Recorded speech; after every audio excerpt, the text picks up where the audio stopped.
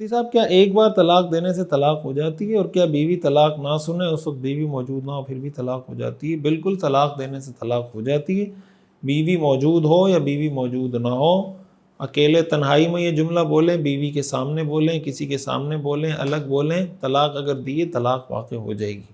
ہاں، ایک طلاق دینے میں ایڈوانٹیج یا فائدہ یہ ہے کہ اس کے بعد کوئی رجوع کرنا چاہے تو رجوع کر سکتا ہے، یعنی عدت کے دوران اگر وہ کہہ دے کہ بھئی میں نے رجوع کر لیا تو وہ دوبارہ اس کی بیوی بن جائے گی، آئندہ کے لیے اس کے بعد 2 طلاقوں کا اختیار ہوگا۔ اور اگر وہ عدت گزر جاتی ہے، عدت گزرنے کے بعد بھی دوبارہ رجوع کرنا چاہتا ہے تو نکاح کرے گا، جسٹ نکاح کرنے سے دوبارہ وہ اس کی بیوی بن جائے گی، بٹ اس کو 2 طلاقوں کا اختیار ہوگا آئندہ کے لیے۔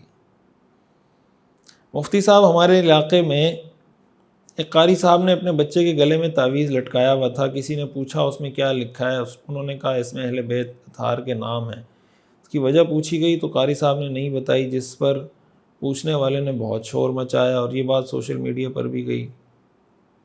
آپ مہربانی فرما کر رہنمائی فرمائیں کہ حضرات صحابہ کرام یا اہل بیت اطہار کے ناموں کا تعویذ بنا کر بچوں کے گلے میں پہنانا کیسا ہے، تفصیلی رہنمائی فرمائیں۔ دیکھیں، تعویذ تو اس بات کو اچھے طریقے سے سمجھنا چاہیے کہ شریعت میں جو اصولی طور پر جو چیز ثابت ہے نا وہ رقیہ ہے۔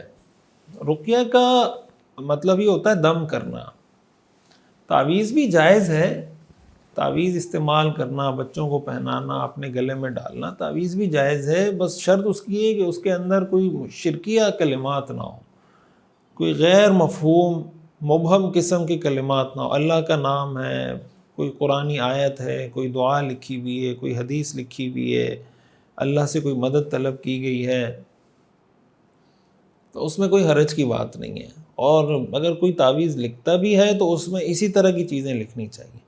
باقی جیسے آپ نے لکھا کہ اہل بیت کے نام لکھے ہوئے ہیں، صحابہ کے نام لکھے ہوئے ہیں، تو اگر اس میں کوئی پکارا گیا ہے، جیسے یا علی مدد لکھا ہوا ہے، یا حسین مدد لکھا ہوا ہے، یا کسی بھی صحابی کو پکارا گیا ہے، یا نبی کو پکارا گیا ہے، اللہ کے علاوہ کسی کو بھی پکارا گیا ہے، تو پھر تو ظاہر ہے کہ وہ تعویذ بھی ناجائز ہے، اس کا بنانا بھی ناجائز ہے، پہننا بھی ناجائز ہے۔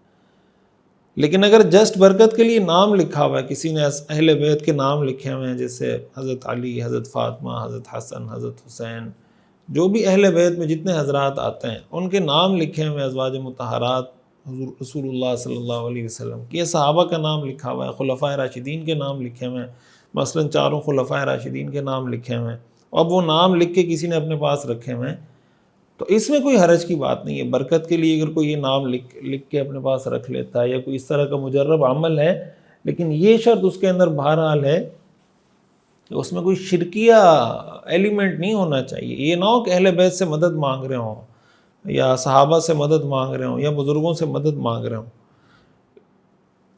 لیکن بہرحال ان چیزوں میں زیادہ پڑھنا نہیں چاہیے۔ ہمارے یہاں لوگ نفسیاتی ہو جاتے ہیں اور انہی چیزوں میں پڑے رہتے ہیں، جو اصل کرنے کے کام ہے کہ بھئی فرائض پورے کرنے ہیں، حرام سے بچنا ہے، حرام کمائی سے بچنا ہے، اس کو اگنور کر رہے ہوتے ہیں۔ مفتی صاحب کیا حال ہے؟ حافظ مستقیم الحسن جھنگ سے۔ مفتی صاحب، حضرت محمد صلی اللہ علیہ وسلم کی حدیث مبارکہ ہے کہ مسلمان 2 کام نہیں کر سکتا، جھوٹ نہیں بول سکتا، کسی کو دھوکہ نہیں دے سکتا۔ آج کل تو ہر مسلمان ایک دوسرے کو جھوٹ بھی بول رہا ہے، دھوکہ بھی دے رہا ہے، تو دیکھ لیں اب ہم کس طرح کے مسلمان ہیں۔ یہی چیز تو ہم سمجھا کے تھک گئے بھائی، کہ ہم کیسے مسلمان ہیں کہ جھوٹ بھی بولتے ہیں اور دھوکہ بھی دیتے ہیں۔ بہرحال اس کی وجہ سے ہم یہ نہیں کہیں گے کہ کوئی آدمی کافر ہو گیا، اسلام سے ہی نکل گیا، لیکن مطلب یہ کہ یہ جو کام ہے یہ مسلمان کا نہیں ہے۔ جیسے کوئی کسی بیٹے کو بولتا ہے نا کہ میرا بیٹا ہے تو یہ حرکت نہیں کرنا، یہ مطلب نہیں کہ وہ حرکت کرے گا تو بیٹا نہیں ہوگا، بیٹا تو ہے، بٹ وہ یہ کہنا چاہتا ہے کہ بھئی یہ ایسی حرکت ہے نہیں کہ میرا بیٹا کرے۔ تو مسلمانوں کی یہ حرکتیں ہونی نہیں چاہیے جس کی وجہ سے جو ہیں آج، اور جس کی وجہ سے ہم پوری دنیا میں بدنام ہیں۔ اچھا جناب، مفتی صاحب میرا سوال میراث کے بارے میں، ایک بیوہ عورت کا انتقال ہو گیا، اس کے 3 بچے غیر شادی شدہ، بالغ 1 بیٹی اور 2 بیٹے ہیں، 1,26,000 ترکہ ہے، بیوہ کی 1 حقیقی بہن ہے اور اور بھی ماں شریک بہن بھائی ہیں تو مہربانی فرما کر سب کا حصہ بیان کر دیں۔ بیوہ کی عمر 64 سال تھی، ان کی ایک حقیقی بہن 60 سال کی شادی شدہ زندہ ہیں۔ بیوہ کی اپنے حقیقی والدین حیات نہیں ہیں، البتہ بیوہ کی دوسری والدہ جو کہ وہ بھی حیات نہیں ہیں۔ ان 3 بھائی سے اور ایک بہن شادی شدہ ہیں،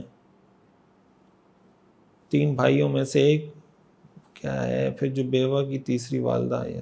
بھائی یہ لکھ کے بھیجتے ہیں یار، وہ دارالفتاح میں بھیجتے ہیں، اتنا پیچیدہ مسئلہ مجھے بھی سمجھ نہیں آ رہا۔ چوری کے بجلی میں موبائل چارج کر کے قرآن پڑھ سکتے ہیں، اور یہ کہ چوری کی بجلی سے پانی گرم کر کے وضو اور غسل ہوگا یا نہیں ہوگا، مجھے مسئلہ سمجھنا ہے۔ قرآن تو پڑھ سکتے ہیں اور وضو بھی ہو جائے گا، غسل بھی ہو جائے گا، لیکن چوری تو پھر بھی چوری ہے، چوری کا گناہ تو ملے گا نا۔ یہ تو نہیں کہ قرآن پڑھنے سے چوری کا گناہ ختم ہو جائے گا یا وضو کرنے سے چوری کا گناہ ختم ہو جائے گا۔ ایک صاحب کسی کا مسلح چوری کر کے لے جا رہے تھے نا، تو اس نے اس کو کہا کہ بھائی مسلح کیوں چوری کر کے لے جا رہے ہو، میں اس میں نماز پڑھتا ہوں۔